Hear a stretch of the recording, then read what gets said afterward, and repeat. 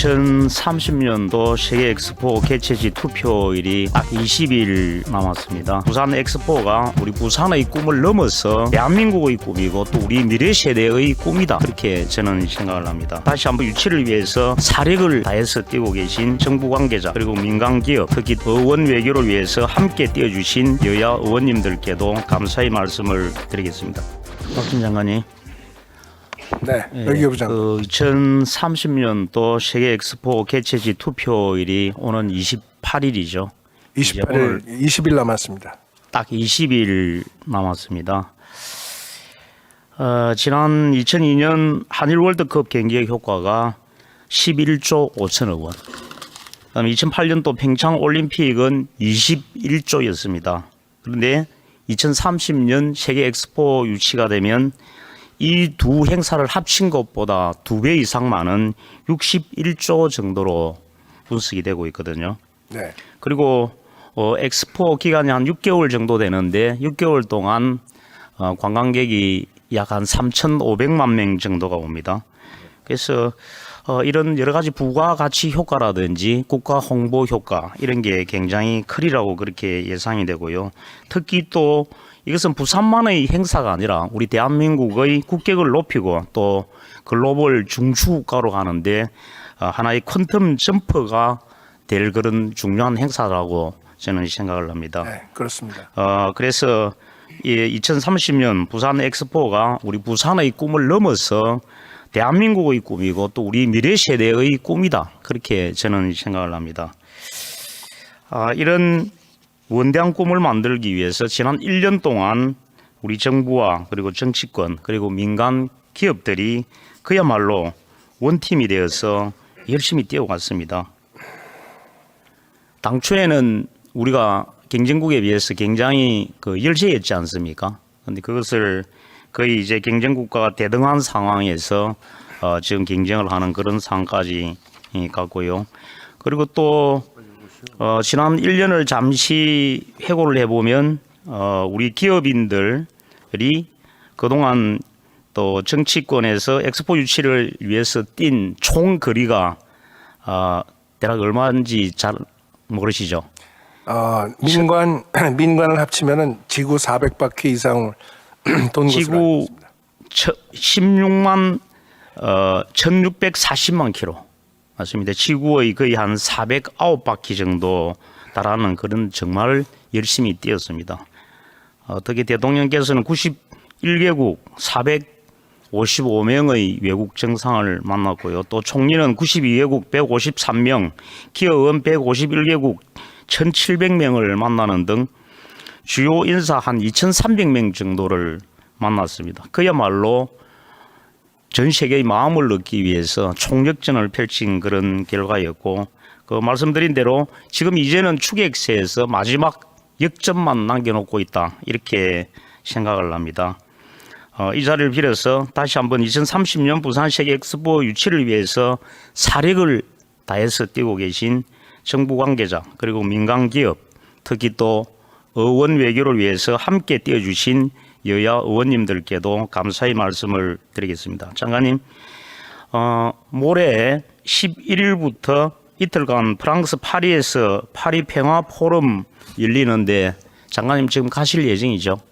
네, 제가 지난주에 파리에서 실제 이 월드 엑스포에 투표를 하는 BIE 대표들을 만나서 유치 노력을 기울였고 이번 주에도 프랑스 파리 평화 포럼에 유럽과 중동의 정상 또 정상급 인사들이 25명 이상 참석을 할 걸로 예정이 돼 있습니다. 그래서 제가 직접 가서 BI 대표들 또 각국 정상들과 부산 엑스포 유치를 위해서 총력전을 기울일 예정입니다.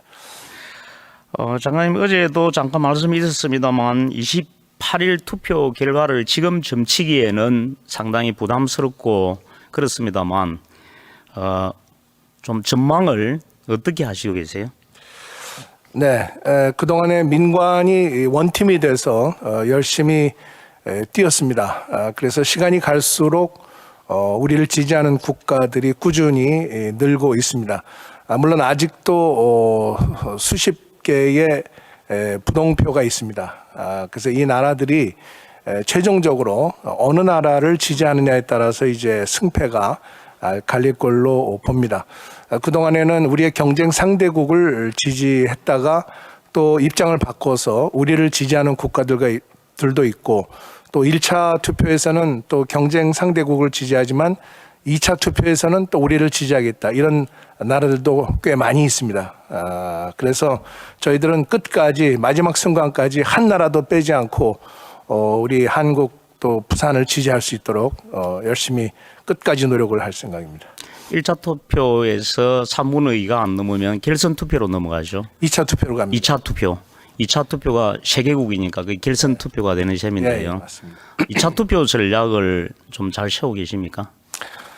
네, 뭐 결과를 우선 보고 해야 되겠습니다만은 2차 투표에서 또 이제 과반수를 차지하는 국가가 이 엑스포를 유치하게 됩니다. 그렇기 때문에 한 국가의 표가 대단히 중요하고, 저희 그 부산이 가지고 있는 장점과 경쟁력, 그리고 우리 온 국민적인 열의, 이걸 바탕으로 해서 꼭 성공할 수 있도록 최선의 노력을 기울이겠습니다.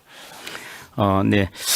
그리고 사우디와 저희들이 경쟁을 하고 있다고 보는데요. 지금 사우디와 네옴시티라든지 에너지 분야에서 협력, 이런 부분에 대해서 일각에서는 이게 혹시 엑스포에 영향을 미치는 것이 아닌가, 이렇게 생각을 하시는 분들도 있습니다. 그러나 저는 다르게 생각을 합니다.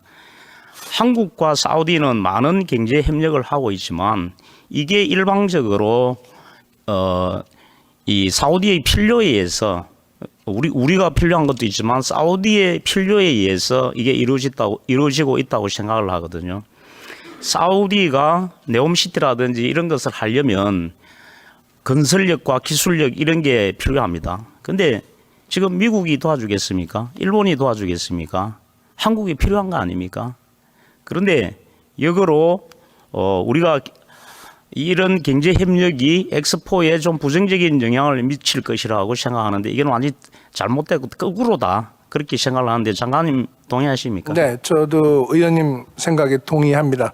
사우디와의 실질 협력 관계는 뭐 경제, 통상, 무역, 또 수주, 수출, 또 방산, 또 원전, 이런 여러 가지가 많이 있습니다만, 그것은 실질 협력을 위한 파트너십, 전략적 파트너십을 만들어가는 것이고, 그것과는 전혀 다른 별개의 차원에서 엑스포의 그 선의의 경쟁이 이루어지고 있는 것이기 때문에 그 두 개는 구분해서 생각하는 것이 좋겠습니다. 조금 전에 말씀하셨지만 중립 성향을 가진 국가들 부동표를 흡수하는 게 지금 제일 필요하거든요.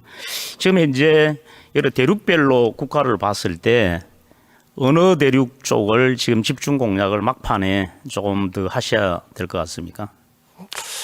네, 지금 아까 이제 말씀드렸습니다만은 그 파리의 평화 포럼에 오는 나라들이 주로 유럽과 아프리카 국가들입니다. 그래서 유럽, 아프리카, 또 중남미 이런 국가들을 상대로 해서 그 치열하게 지금 유치전을 벌이고 있습니다. 예. 올해 유행어 중에서 중꺾마라고 아시죠?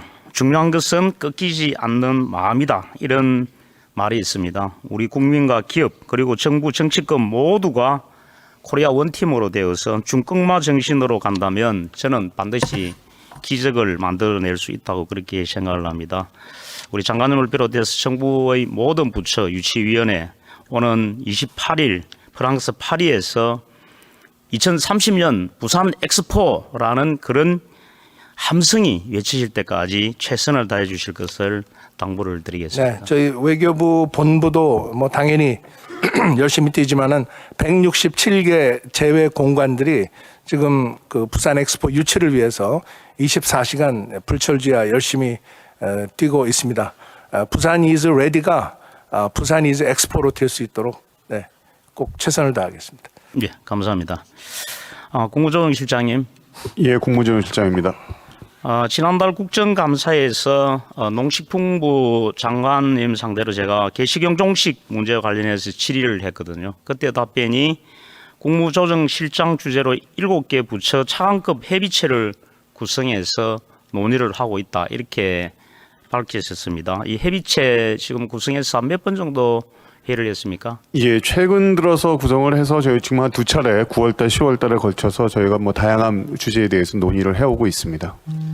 개식용 종식의 논의가 농식품부 소관 그동안 그 위원회에서 민간위원회에서 이게 다뤄져 왔거든요. 그런데 이 위원회가 2021년도 12월 달에 출범을 했는데 3년이 넘게 합의도 안 되고 지지부진했습니다. 그래서 오히려 이견만 더 키우는 그런 결과가 있었거든요. 이 이야기들 들으셨죠? 예, 뭐 그 관련 단체들이 모여서 한 20차례 이상 회의를 했는데 이견이 워낙 심해가지고 합의는 이루지 못했던 걸로 들었습니다. 그래서 7개 부처 차관급 협의체가 구성된 것은 저는 정부 주도로 강력하게 추진을 해 나가야 되는 이 문제에 있어서 매우 바람직하다고 그렇게 생각을 하고요. 이게 되기 위해서는 특별법이 개식용 종식 특별법이 통과되기 위해서는 두 가지가 전제가 돼야 된다고 저는 생각을 합니다. 하나는 로드맵입니다. 로드맵이 있어야 됩니다. 21대 국회 안에서 개식용 종식 특별법이 심의를 되려면 종합적인 로드맵 안에 구체적인 시점이라든지 그다음에 식용 개사육 농가의 폐업이라든지 업종 전환 대책 또 위반 시의 처벌 이런 부분에 대한 정부 밑거름이 있어야 된다고 저는 생각을 합니다. 이 밑거름이 좀 신속하게 그리고 제대로 그려질 수 있도록 이렇게 좀 해야 된다고 생각하는데 앞으로 이 로드맵에 대해서 언제 정도 발표를 하실 수 있겠습니까? 예, 저희가 지금 국조실과 농식품부 그리고 관련 부처가 합동으로 지금 준비 중에 있고요. 뭐 관련 단체의 이견이라든가 또 말씀하신 대로 이제 국회와의 협의도 저희가 진행을 해서 늦어도 하여간 뭐 빠른 시간 내에 그 뭐 입법을 하시는 데 있어서 지장이 없도록 저희가 빠른 시간 내에 발표를 하도록 그렇게 하겠습니다. 지금 법은 여러 개가 발의가 돼 있거든요. 예, 5개 법이 나와 있습니다. 속도를 좀 내주실 것을 당부를 드리고요. 또 반려동물 인구가 지금 한 1,500만 명을 넘어서고 있고 그렇지만 우리 이 국민의 삶의 변화 속도를 정치권이 따라가지 못하고 있는 것이 아닌가 하는 그런 생각이 들고 앞으로 이 정부 협의체에서 새로운 추진력을 만들어낼 것을 기대를 합니다. 그리고 두 번째는 대국민 설득입니다. 지금 개식용 문제에 대해서 반대하시는 분들도 많지만 찬성하시는 분들도 여전히 있습니다. 그래서 이 개식용 문제에 대해서 설득을 얼마만큼 잘 해 나가느냐가 저는 법 통과의 관건이라고 생각을 하거든요. 이 개식용 문제는 저는 우리 동물을 위한 어떤 그런 제도가 아니고 우리 인간을 위한 제도다. 그리고 대한민국의 글로벌 중추국가로 나가는 하나의 국격을 높이는 그런 일이다. 이렇게 좀 생각을 하시고 앞으로 개식용 문제를 주도하고 있는 총리 시대에서 조금 더 분발을 해야 된다. 저는 그렇게 생각을 합니다. 예, 어떻게 생각하세요? 예, 저도 뭐 의원님 의견에 전적으로 동감을 하고요. 사실 뭐 반려인구들이 워낙 많이 늘어가 있는 추세고 또 해외에서 바라보는 시각도 우리나라의 대한민국이 선진국으로서의 위상을 갖고 있는 것만큼 그에 걸맞는 국격을 갖추도록 최선의 노력을 다해야 됐다고 생각을 하고 그 방편 중에 하나로서는 개식용 종식이 빠른 시간 내에 국민들의 광범위한 지지를 얻어서 이뤄낼 수 있도록 노력하도록 하겠습니다. 네. 지금 여야가 지금 야당이나 여당이나 상당히 그 입장이 거의 비슷합니다. 그런데 선거철이 다가올수록 이 입장 차이가 변화할 수 있고 달라질 수 있다는 게 저는 문제라고 이렇게 생각을 합니다. 그래서 이런 정책들을 우리 정부에서 좀 신속히 추진할 필요가 있다는 말씀을 거듭드리고 이 제로의 저는 좋은 기회라고 생각을 하거든. 이 좋은 기회를 놓치지 않고 우리 21대 국회 안에서 개식용 종식 문제가 반드시 매듭 지을 수 있도록 동료 의원님들은 물론이고 또 정부에서 함께 힘써 주실 것을 당부를 드리겠습니다. 예, 그렇게 하겠습니다. 최선의 노력을 다하겠습니다. 예, 그 행안부 장관님, 지난달 농림부 국정감사에서 제가 농촌 빈집 문제에 대해서 제가 지적을 한 바가 있습니다. 자료를 보니까 지난 5년간 전국 농촌 빈집 숫자가 거의 한 70% 정도 늘어났습니다. 농촌에 사람은 다 떠나고 지금 집만 덩그러니 남아 있는 그런 실정입니다. 이게 문제점은 잘 아실 겁니다. 여러 가지 환경 문제라든지 이런 걸 떠나서 이제 이 농촌을 살리기 위해서 또 인구 문제로 이것을 접근을 해야 된다. 저는 그렇게 생각을 하고요. 정부에서 그동안 농촌 빈집 문제, 도시 빈집 문제를 해결하기 위해서 여러 가지 정책적인 수단을 썼습니다만 빈집 철거율이 지난 5년간 18% 정도밖에 안 되고 빈집 활용률은 0.7%, 아주 매우 저조합니다. 그래서 이 빈집 문제를 지금 정부 차원에서 저는 관심을 갖고 국가적인 문제다 이렇게 생각을 하고 해결 방안을 마련해야 된다고 생각을 합니다. 지방 문제만 아닙니다. 이것은 서울 사대문 안에 있는 빈집이 3,000여 개 정도 된다고 그럽니다. 제 지역구가 부산의 원도심, 원래의 부산의 중심인 부산 서구 동구 쪽인데요. 여기도 한 5,000여 채가 지금 빈집으로 남아 있습니다.